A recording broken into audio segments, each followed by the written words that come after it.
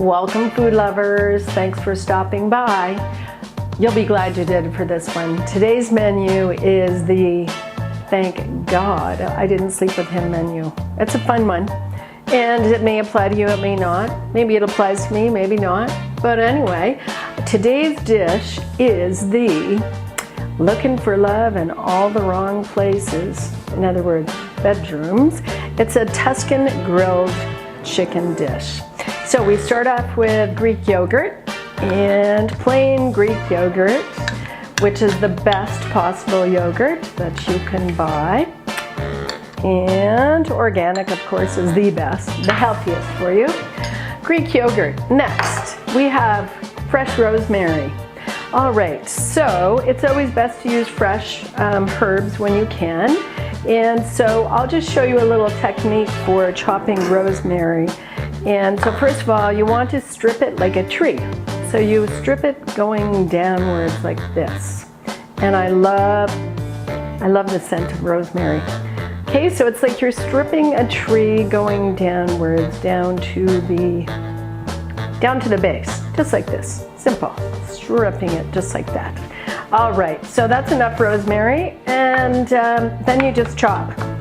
So you're just finely chopping the rosemary, and I just chop herbs like that, just like this. All right, so now I'm going to put that in the bowl with the yogurt. The next herb is thyme. Now thyme takes a lot of time. Thyme is a perfect label for thyme because it is labor intensive because of these little tiny leaves. So when you're cooking with fresh thyme, leave some time for working with it. So it's the same idea with the thyme, to strip it going downwards gently pull the little tiny leaves off, and there we go. So you're just kind of stripping it just like that.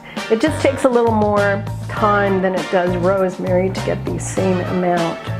And I'm just going to fast forward this chopping experience. All right, so that is the thyme.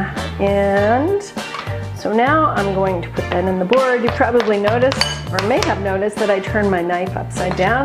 That's what I do when I'm using it to scrape ingredients off the board, because I don't want to dull the knife, number one. And number two, as you can see, this edge is actually straighter than the other one. There we go. Next ingredient is garlic. Now, garlic.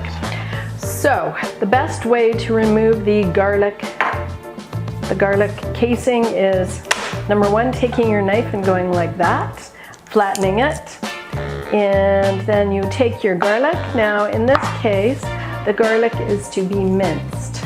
So we are going to chop it a little bit and then add some salt. Now what happens is the salt makes it abrasive, so I chop a little bit more.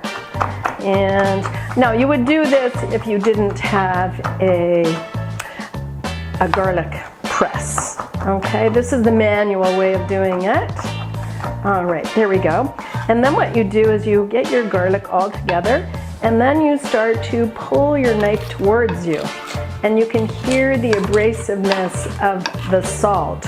So that creates a minced garlic for your recipe. All right, so we'll put that in our marinade. And then our next ingredient is extra virgin olive oil. So we will pour that in.